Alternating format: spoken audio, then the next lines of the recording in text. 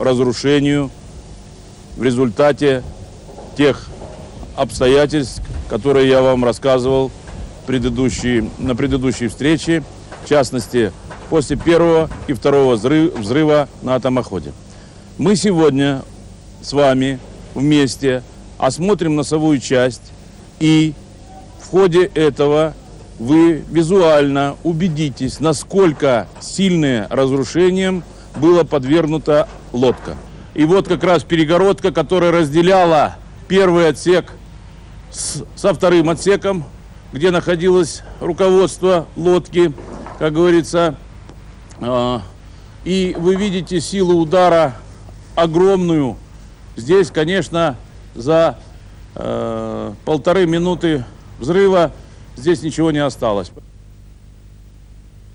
Мы находимся в той части лодки, где как раз вот переборка, вот вы видите ее, я показываю оператору. Это было разделение первого и второго отсека. Второй отсек — это как раз там, где находилось командование лодки, основное все руководство лодки и большая часть экипажа.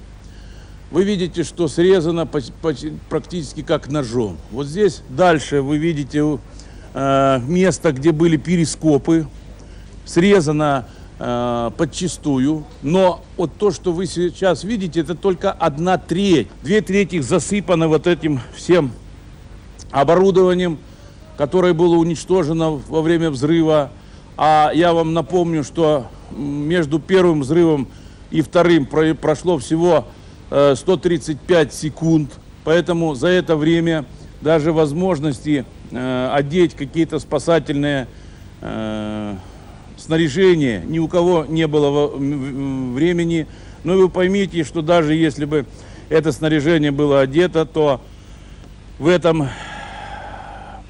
огромном, тут было все, тут был и взрыв, и пожар. Просто уцелеть, что бы то ни было, здесь не могло.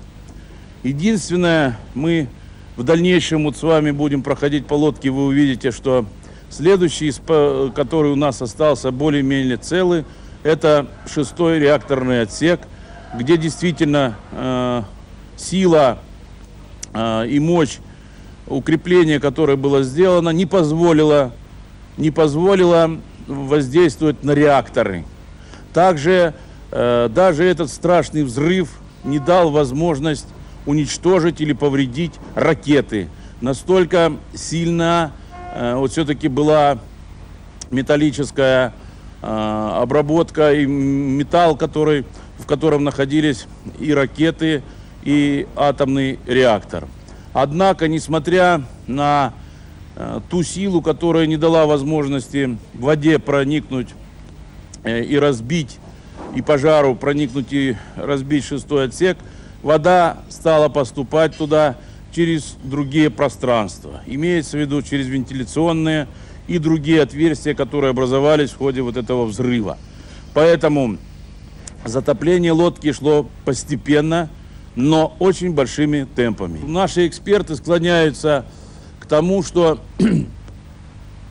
вода полностью заполнила лодку за 6-7 часов. Имеется в виду до 9-го отсека. Это еще и подтверждается той предсмертной запиской, которую офицер написал сначала после часа, после первого взрыва в 9-м отсеке твердой, красивым почерком. И уже спустя 1,5 часа, по сути дела, уже почерк был в этом плане. Видно было, что работа, писать ему очень трудно.